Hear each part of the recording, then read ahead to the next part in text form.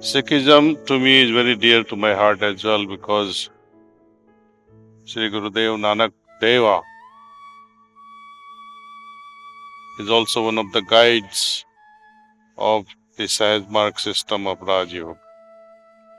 He continues to guide us. The name Sikh means to learn.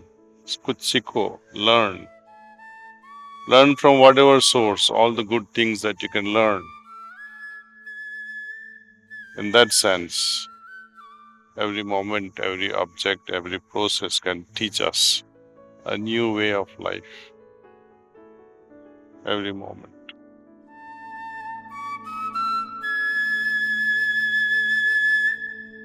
మనలో సంఘీభావాన్ని సామరస్యాన్ని పెంపొందించడానికి గురువులు వివిధ కాలాలలో మన మధ్య ఆవిర్భవిస్తారు.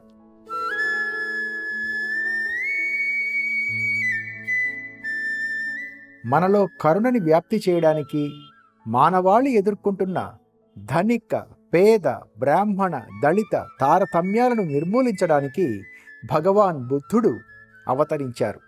మార్మిక కవి యోగి కబీర్ భగవంతునిపై ప్రేమ లేకుండా పాటించే ఆచారాల డొల్లతనాన్ని హిందూ ముస్లింలకు అర్థమయ్యేలా వివరించారు. అలాగే గురునానక్ జీ కూడా ఎన్నో ఆచరణీయ విధానాలు మనకు అందించారు. శ్రీ గురునానక్ జీ జన్మదినోత్సవం సందర్భంగా వారు బోధించిన కొన్ని ఉపదేశాలను తెలుసుకుందాం.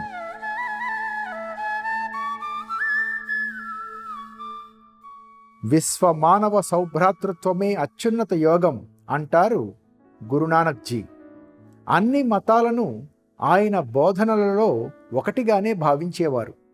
మతం అంటే అన్నింటినీ తనలో కలుపుకొని పోగల మానవత్వమే, అందరినీ దయతో చూడగలిగిన వాడే ముస్లిం అని చాటి చెప్పారు. అలాగే హిందువులకు బోధిస్తూ భగవంతుని నిజమైన నామములో అంటే అస్తిత్వంలో విశ్వాసముంచాలి, కానీ నుదుట ధరించే నామము వల్ల, పవిత్ర జంఝం వల్ల ఉపయోగం లేదని చెప్పేవారు. ఇలా భిన్న సంస్కృతుల, విభిన్న నేపథ్యాల ప్రజలతో మమేకమై వారికి ప్రీతి పాత్రుడయ్యారు.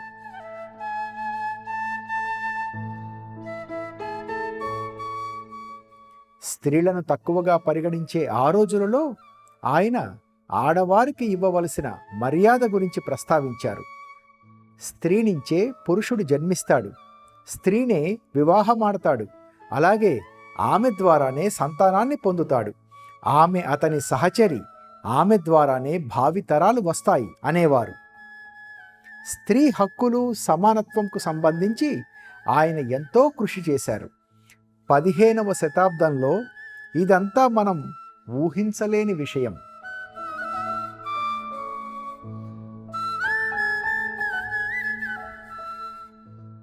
సమానత్వం, ఐకమత్యం, సామరస్యం, అలాగే మానవ గౌరవాభిమానాలను గురునానక్ జీ ప్రపంచానికి బోధించారు.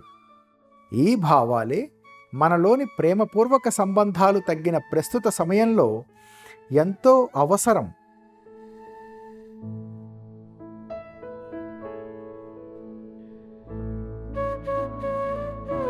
భగవంతుడు నీకు ఇచ్చిన దాన్ని ఇతరులతో పంచుకొనుము, ఇతరులను అవసరానికి ఆదుకొనుము, నిజాయితీగా జీవించుము, అందరి సుఖ సంతోషాలకై ఆయన్ని ప్రార్థించమని, స్వీయ ఆనందం కోసం ఇతరులను పీడించవద్దని ఆయన చెప్పేవారు. ప్రతి జీవితానికి ఒక లక్ష్యం, ప్రయోజనం ఉన్నది. భగవంతుని సృష్టికి పరమార్థం లేకపోలేదు. భగవంతుడు ఒక్కడే, ఆయన మన ప్రతి ఒక్కరిలో ఉంటారు. నిజమైన ఏకైక భగవంతుని కీర్తింపుము అనేవారు.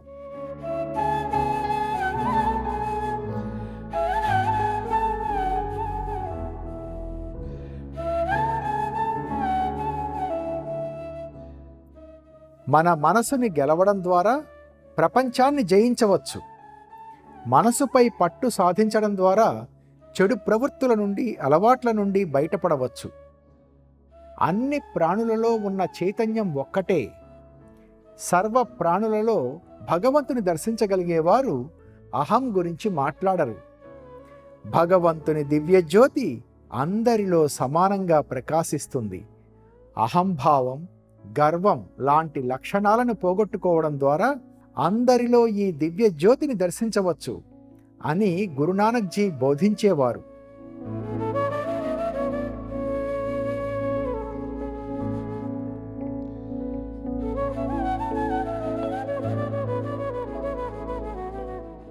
హార్ట్ఫుల్నెస్ ఆధ్యాత్మిక గురువర్యులు షాజహాన్పూర్కి చెందిన బాబూజీ మహారాజ్ సార్వత్రిక సోదరత్వంపై ఎనలేని కృషి చేశారు.